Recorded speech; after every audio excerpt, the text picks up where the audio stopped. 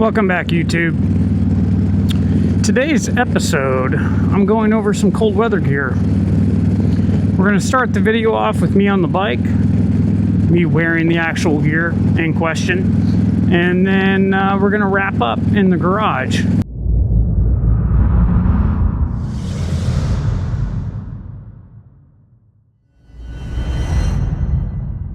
Kind of break it down, talk about it a little bit.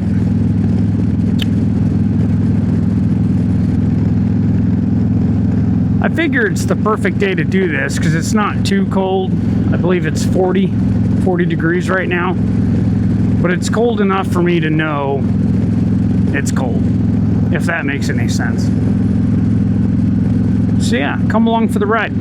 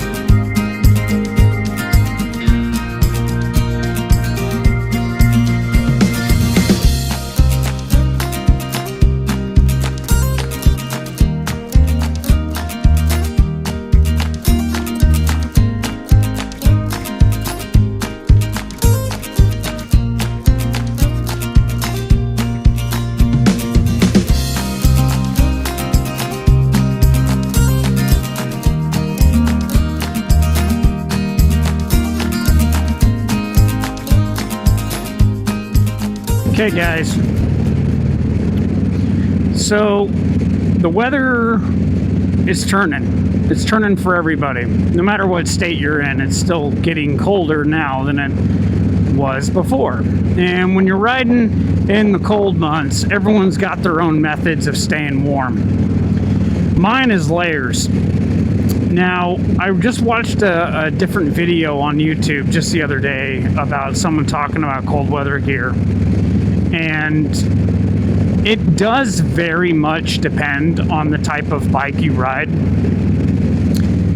For people who have bikes with full dressers, like a bagger, a road glide, an electric glide, a street glide, that type of bike, it's going to be completely different. I 100% agree with what this gentleman was saying. Versus if you're on a Lowrider S or you're on a Road King or a bike that doesn't have any type of wind protection. The most important thing either way is layers. So right now I am wearing a leather vest, a leather jacket, and underneath the leather jacket I'm wearing a pretty thick hoodie. That doesn't matter as much to me as it does someone who rides a road glide, or I'm sorry, a Road King, a bike without a fairing. My upper body is protected from the wind more so than you guys. So if you are on a Road King or a bike without any type of wind protection, your upper body is going to matter more. Now, my lower body, I am also wearing a set of Carhartt bib overalls. And underneath those, I'm wearing a pair of long johns that are pretty thick, actually. They're like pajama pants. In fact, I think they are pajama pants. My feet don't really get cold. I know, like, everyone's slightly different, but my feet aren't really as affected by cold weather as everything else. So my feet, I'm just wearing a normal pair of socks that I would wear in the winter or in the summer. And I'm actually wearing my work boots right now, my steel toe work boots from Danner. Danner. As far as the things that actually matter on someone with a road glide without lowers, what you're wearing on your bottoms is more important. Obviously, it's got the least amount of wind protection, especially your shins. So anything that you can do to layer up on your shins, your hands, and your head. Now, I haven't ridden with a half helmet in several years. But if you were going to wear a half helmet, there are lots of different, like, balaclavas that you can wear. I always mix up balaclava and balklava. One of them is a Turkish dessert, and the other one is a mask that you wear on your face. I can never remember which it is, but either way, don't put a Turkish dessert on your face. It's not going to do anything but make you hungry. So yeah, those are the points on your body that matter the most. Your hands is number one, for me at least. My hands are very sensitive to the cold, and the gloves that I'm wearing are the same gloves that I've owned for probably 5 or 6 years, maybe even longer, but they're amazing. They don't even make them anymore. But they're like a medium weight winter glove. So that's what I like. I do have snowmobiling gloves that I wear when it gets real cold. I'm talking like low 30s. But for now, these are just fine. I'm not even getting cold. So layers, layers, layers. On top of that, there are other things that you can do. I mean, you can invest, thousands in cold weather riding gear. And if that's your prerogative, go crazy. But me personally, I don't ride if it's colder than 32. I think that's my line for the last few years. You know, as you age, you get a little bit more sensitive to the cold. It's why all the old people moved to Florida, because they're smart. So, your feet, your shins, your hands, your head. To me personally, I think leather does a much better job of insulating than synthetic materials. You are going to pay a little bit more money for it, but to me it's a night and day difference. I prefer leather.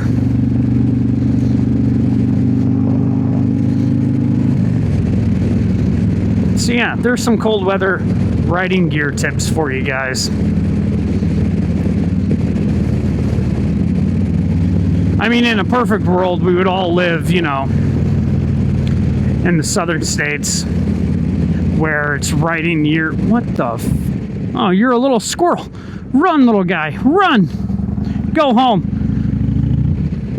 In a perfect world, we would all live in, you know, Key West or Texas or Arizona and ride year round. And it would be amazing. And champagne would fall down from the heavens and everyone gets a new puppy. But it is not a perfect world, and things like taxes and snow are real. So you gotta do what you gotta do, you know.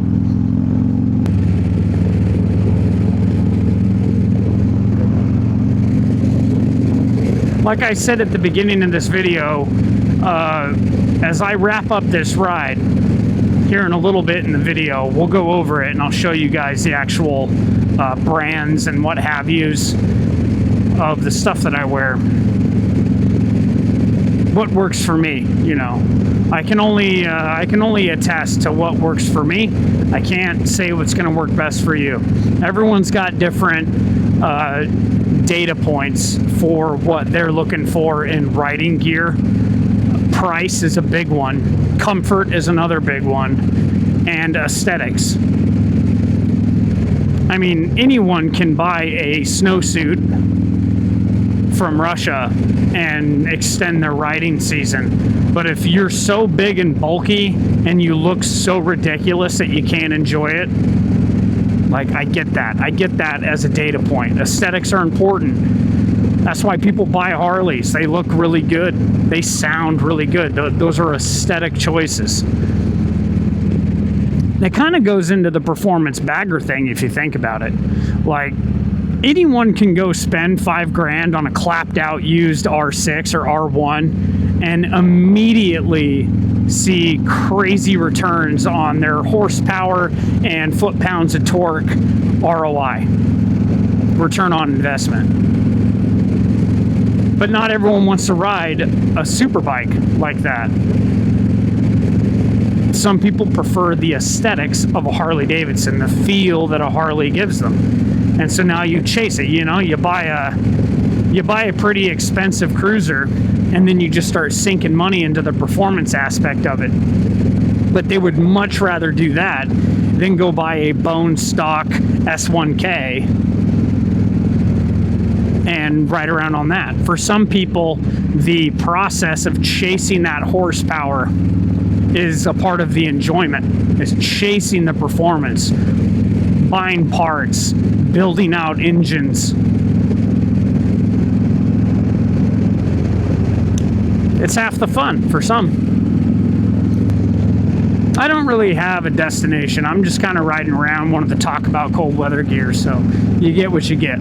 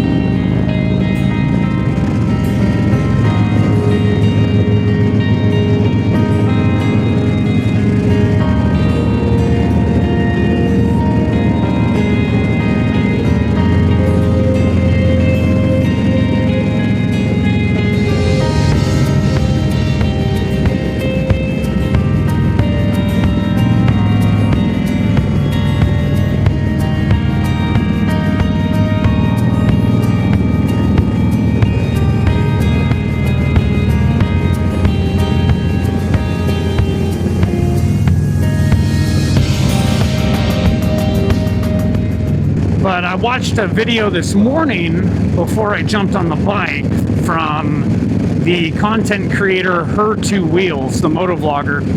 Love her channel. She's awesome. And she rode State Route 20 here in Washington State, and she hit Diablo Lake, she hit Leavenworth. Her trip started in Winthrop, and I got a video of us going to Winthrop. And it's just absolutely beautiful. You know, the entire route is gorgeous.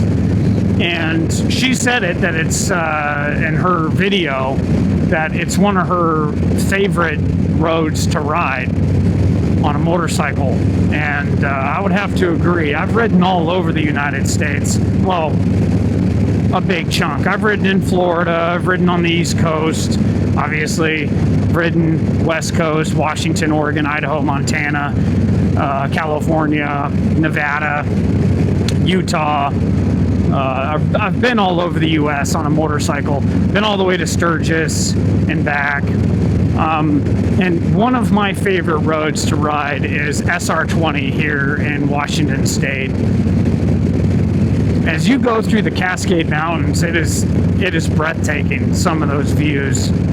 It's crazy. If you guys get a chance, and Midweston Motorbike actually posed that question on his channel of like, give me some roads to ride, and he'll put it on his list, and if he can make it happen, he will. And I immediately, SR20, Diablo Lake, Leavenworth, you know, that area, it's amazing. It's mind-blowing. So I encourage everyone, to if you get the chance.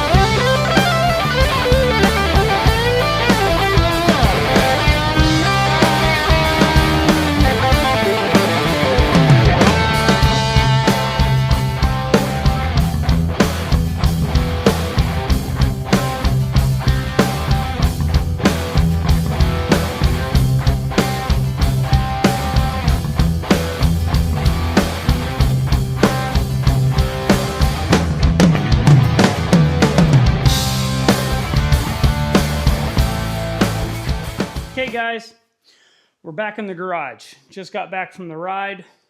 There's shark bait in all her glory.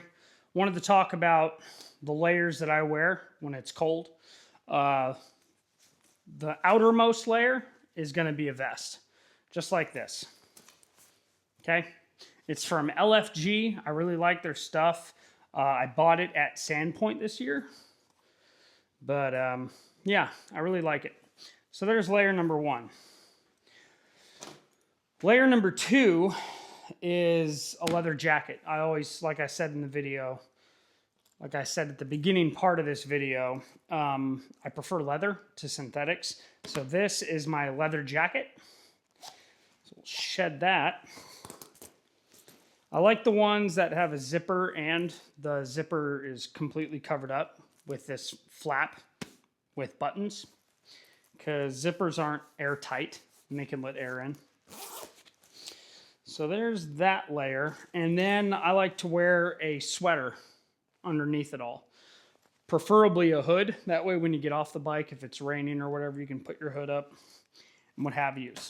The gloves that you guys see me wear a lot on the channel, especially in the springtime and the fall, are these. Harley Davidson doesn't make this specific glove anymore, which sucks because these are awesome and they've lasted me probably 6 years now. I've had these. Very well made, very warm. They're not the warmest, but they're definitely not the thinnest. But yeah, so these are the gloves that I like to wear while out riding, especially when it's a little brisk, or even sometimes in the summer in the early mornings, I'll wear these. So there's that. And I like bib overalls in the springtime and the fall. because they can go over whatever pair of pants that you're wearing. Right now, like I said earlier in the video, I'm wearing pajama bottoms, basically. Super thick ones. So I basically didn't get cold on that entire ride. And I was out on the bike for probably about an hour and a half. Yeah, about an hour and a half. And I didn't get cold in the slightest. So these are the layers that I like to wear when it's cold. Things that you can do to the bike to kind of winter-proof it. I don't have them yet, but they will be on order here shortly, are some hand guards, because everyone's different. But the thing that gets cold on me the fastest are my hands. Hence hand guards. Keeps the wind off your knuckles, keeps the wind off of your palms, your fingertips. So yeah, you need hand guards. Memphis Shades makes some cool ones. I believe Advan Black is now making like acrylic ones that match like windshield. If you get like one of those colored windshields, you can get matching hand guards, which I think is really cool looking. I will be most likely going with Advan Black. I've had Memphis Shades in the past and I really like them. I just want to try a different brand. So yeah, outside of that, you can do lowers. I'm not going to do lowers on this bike. I really enjoyed the lowers on the Electric Glide, but I really like this. Can't remember what they call this mustache guard, what Harley calls it, chopped. I'm really enjoying this chopped engine guard, so I'm not going to be doing lowers on it.